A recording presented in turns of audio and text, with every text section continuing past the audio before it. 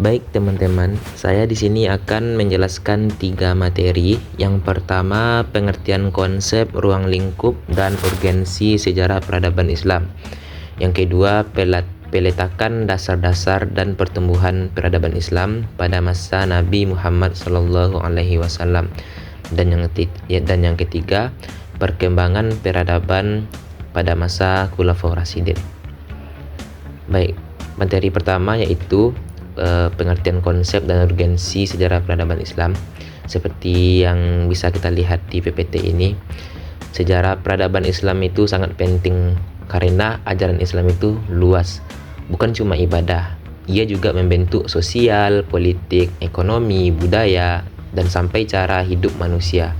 Ibaratnya Islam itu bukan cuma aplikasi, tetapi seluruh sistem operasi versi lengkap. Nah, kalau kita ingin tahu kenapa umat Islam dulu bisa memimpin dunia, ya jawabannya ada di sini. Dan mempelajari sejarah ini membantu kita menghindari kejadian seperti, loh kok kita ikutan-ikutan tren barat, padahal dulu kita yang ngasih ilmunya. Intinya, sejarah peradaban Islam bukan nostalgia masa lalu, tapi panduan untuk masa depan. Kalau kata anak sekarang, ini tuh life hack umat Islam. Selanjutnya kita masuk pengertian sejarah dan peradaban Islam. Sejarah berasal dari kata sajarah yang artinya pohon, karena kehidupan manusia itu berkembang dan bercabang, ibaratnya seperti pohon.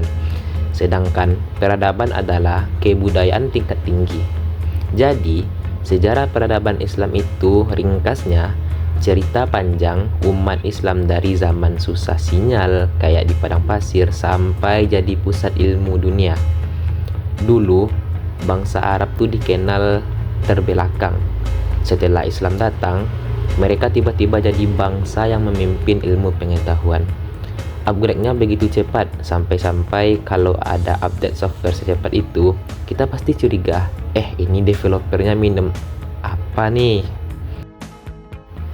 Selanjutnya yaitu konsep peradaban Islam. Peradaban Islam berdiri di atas 2 hal penting, yaitu wahyu dan akal. Dua-duanya harus jalan. Kalau hanya wahyu tanpa akal, nanti jadi kaku. Kalau hanya akal tanpa wahyu, ya nanti akalnya ngelantur. Islam itu fleksibel, berinteraksi dengan budaya lain. Kalau zaman sekarang, mungkin seperti filter Instagram, bisa dipakai di mana saja, tapi tetap punya karakter sendiri. Peradaban Islam juga tidak materialitas. Ini bukan peradaban yang sekedar mengejar GPD, tapi juga mengejar kualitas akhlak. Nah, selanjutnya itu di ruang lingkup. Pada ruang lingkup ini, kita punya 3 periode besar. Yang pertama yaitu periode klasik atau masa emas. Pada periode ini, banyaknya ilmuwan yang jenius lahir. Saking pintarnya, mungkin kalau mereka ikut serta ujian kita sekarang, gurunya pun ikut deg-degan. Yang kedua yaitu periode pertengahan. Muncul 3 kerajaan besar seperti Utsmani, kerajaan Safawi, dan kerajaan Mughal. Dan yang ketiga yaitu periode modern, fase bangun tidur setelah sadar dunia sudah berubah. Sejarah bukan hanya cerita masa lalu, tetapi juga cermin untuk membangun masa depan. Dari sejarah ini kita belajar bahwa kemajuan Islam lahir dari penguasaan ilmu pengetahuan, kreativitas, dan semangat mencari kebenaran. Mempelajari sejarah ini juga membuat kita tidak gampang panik. Soalnya kita tahu bahwa umat Islam pernah mengalami masa megah dan masa yang sulit, dan semua itu bisa dilewati. Dan sejarah ini juga bikin kita tidak gampang minder. Bayangkan, kita berasal dari peradaban yang dulu menjadi pusat riset dunia. Bayangkan ilmuwan Eropa dulu sampai belajar ke Andalusia. Nah, kita masuk ke bagian yang lebih seru, yaitu pada masa Nabi Muhammad SAW. Pada masa Nabi Muhammad SAW terbagi menjadi 2 periode. Yang pertama yaitu periode Mekkah seperti yang kita lihat di PPT, bahwasanya periode Mekah itu masa pembentukan pondasi spiritual selama 13 tahun, yang dimana fase ini adalah fase yang penuh ujian, boikot, penyiksaan, penghinaan, dan segala macamnya. Kalau mahasiswa diuji dengan deadline, maka sahabat diuji dengan hidup dan mati yang levelnya beda jauh. Tapi justru dari tekanan itu lahirlah generasi yang kuat seperti Abu Bakar, Umar, Bilal, dan lainnya. Mereka menjadi pondasi peradaban Islam. Kalau generasi sekarang pondasinya kayak internet, HP, sedangkan generasi dulu pondasinya itu tauhid dan keteguhan hati. Nah, selanjutnya yaitu periode Madinah. Jadi, setelah hijrah, barulah masyarakat Islam dibangun secara nyata. Nabi Muhammad membangun Masjid Nabawi sebagai pusat ibadah, pendidikan, musyawarah, dan pemerintahan. Ibaratnya itu co-working space paling produktif di dunia. Nabi mempersaudarakan mujahirin dan ansar.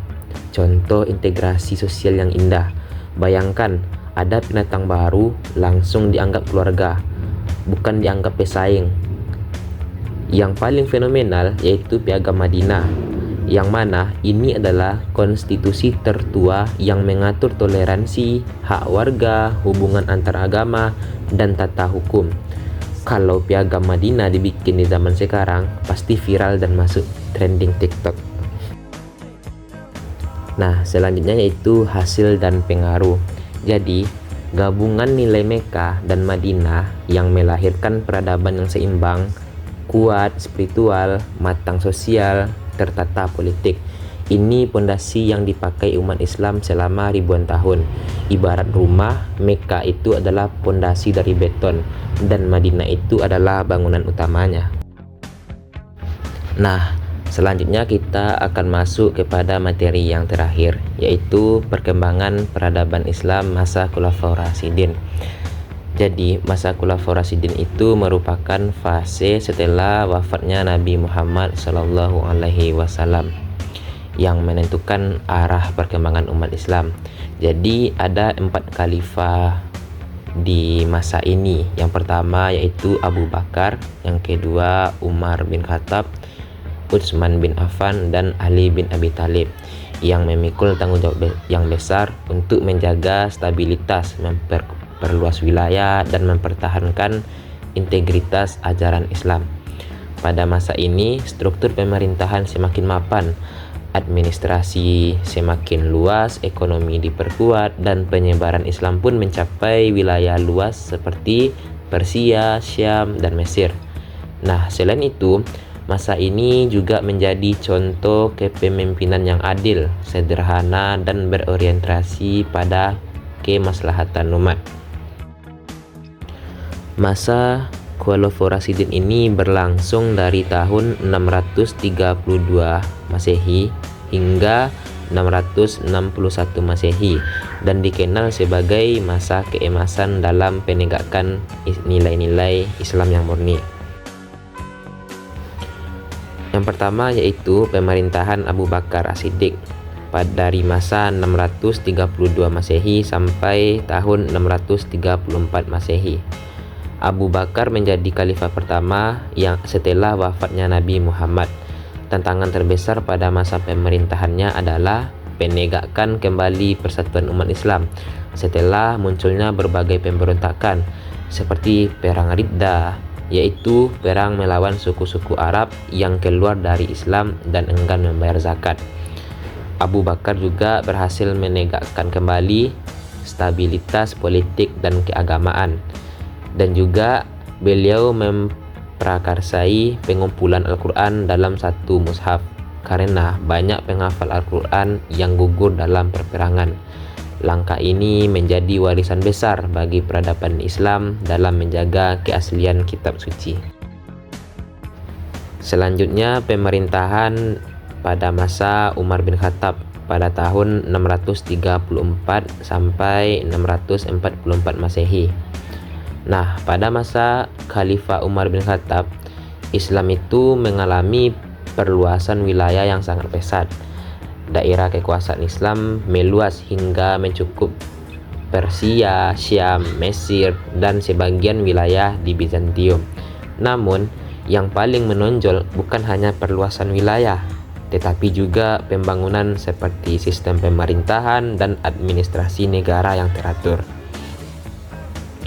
Nah, Umar bin Khattab juga mendirikan berbagai lembaga baru seperti Baitul Mal yang mengatur keuangan negara. Selanjutnya ada Diwan, semacam lembaga administrasi atau pencatatan. Selanjutnya juga ada Qada, yaitu sistem peradilan Islam, dan serta mengatur kalender Hijriah sebagai sistem waktu resmi umat Islam. Nah, beliau juga dikenal sebagai pemimpin yang adil dan sederhana, sangat memperhatikan kesejahteraan rakyat dan menjadikan nilai keadilan sebagai dasar kebijakan negara. Nah, yang terakhir yaitu pemerintahan Utsman bin Affan dari tahun 644 sampai 656 Masehi. Khalifah Utsman bin Affan itu melanjutkan pemerintahan dengan fokus pada penguatan administrasi dan penyautan bacaan Al-Quran. Beliau memerintahkan penyalinan dan penyebaran mushaf Utsmani ke berbagai wilayah Islam agar tidak terjadi perbedaan pembacaan. Nah, dalam bidang politik, wilayah Islam semakin luas hingga mencakup Afrika Utara, Armenia, dan sebagian Asia Tengah. Namun, pada akhir masa pemerintahannya muncul gejolak politik dan ketegangan sosial karena ketidakpuasan sebagai kelompok terhadap kebijakan pemerintahan.